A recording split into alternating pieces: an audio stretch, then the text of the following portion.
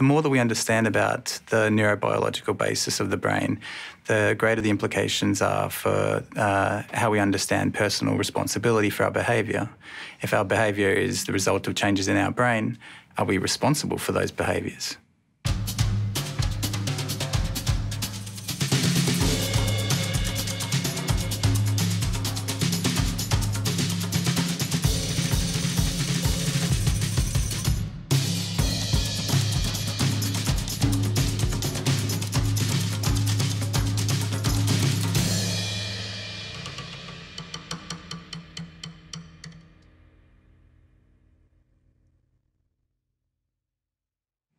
Neuroscience is the study of changes in the brain that underpin our behaviour, our thoughts, and who we are.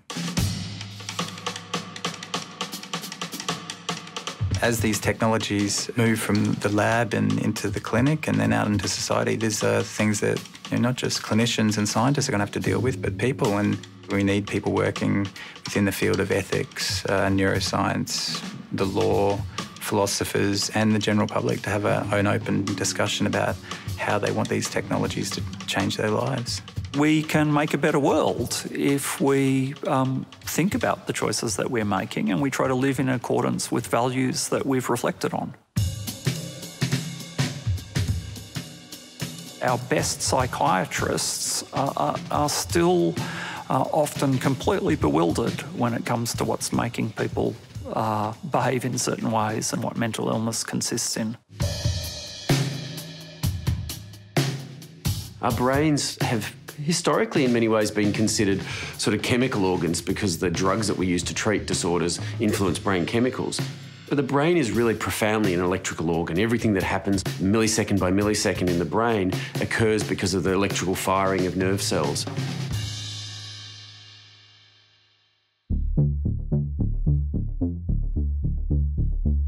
Deep brain stimulation is a technology that allows us to implant electrodes deep within someone's brain to be able to control activity. Deep brain stimulation is an invasive, risky procedure that is really only being limited to the treatment of the most treatment-refractory illnesses.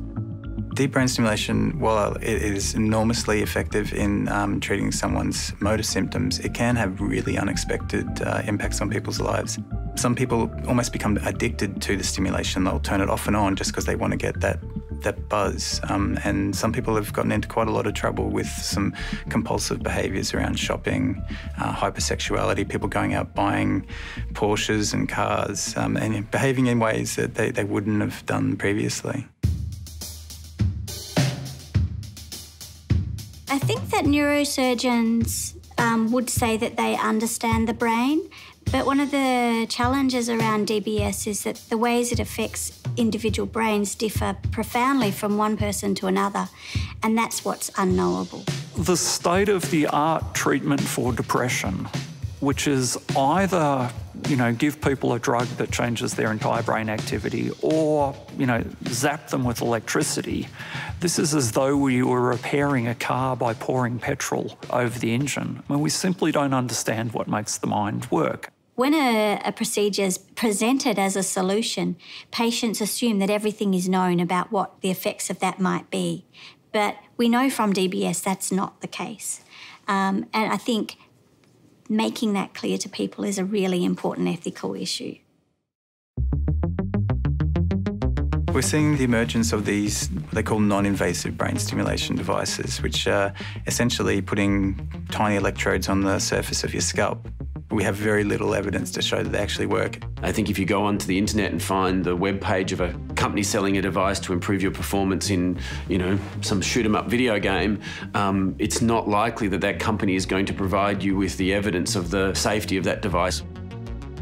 There are already athletes using types of brain stimulation to try to enhance their performance. We just don't know how effective these things are going to be and what the risks really are when they're being used long-term by healthy individuals. One of the most exciting things in brain science looking forward is the development of what they call brain-computer interfaces. And these are devices which either go on the scalp or on the cortex of someone's brain to be able to decode the activity and to be able to infer people's thoughts, to be able to read their speech. The huge ethical question is around privacy and confidentiality. Who has access to our brain data? Who has access to our thoughts?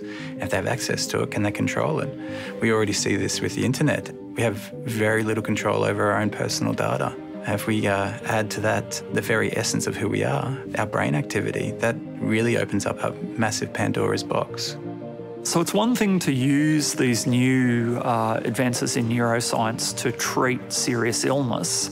It's another thing to use them to medicalise social deviance. It is a little like a Philip K. Dick story. I think one of the interesting things about neurolaw is it is almost like science fiction, but it's happening now.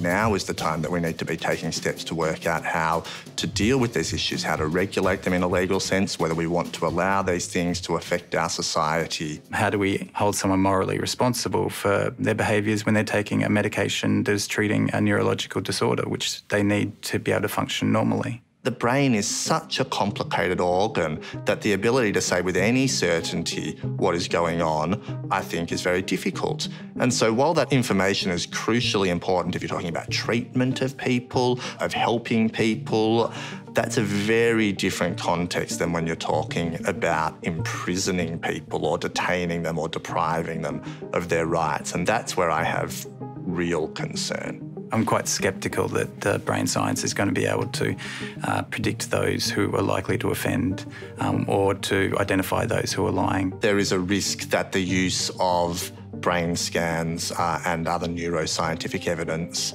is progressing too rapidly. Just because certain colours light up on a scan, it will tell you that there's blood flow and activity occurring in that part of your brain, but it doesn't tell you what is actually occurring in the brain. It's like a computer feels warm because the central processing unit is creating heat and there's a lot of electrical activity in the computer, but it doesn't tell you what the computer's doing and what the algorithm is running in the computer.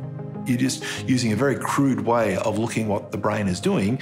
But to say that there was activity in the visual cortex and that means that this person is guilty, it doesn't make sense. I don't think we will ever get a day where neuroscientific technology will allow us to predict with any accuracy whether a crime will be committed. Now, that's not to say that people won't claim that that is possible or that the technology won't be used for those purposes. I think we're better off dealing with objective evidence to decide if someone's guilty of a crime or not. I mean, really, rather than people's subjective interpretations. Two things we know about science. It's enabled great progress and improvement in human welfare, but it has also served as cover for a lot of human rights abuses and allowed people to dress their bigotry up as medicine or science.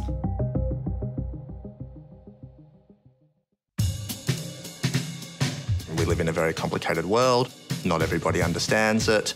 Scientists don't know everything, and fairly often scientists will say things that later are shown not to have been true. I think that we need to be realistic about actually all the knowledge we have about human beings already and the limits of insight when it comes to reshaping human behaviour. It's definitely not a runaway train. We're definitely in control of what impact these technologies have on our lives. The aim of neuroethics is to make sure that we realise all the benefits that we want from these technologies while avoiding some of the pitfalls and unexpected harms. We don't want to surrender to the neurosciences altogether. We want to remain critical, and so we need a distance from them. And we do want to keep the neuroscientists accountable to the human dimensions and the social impacts.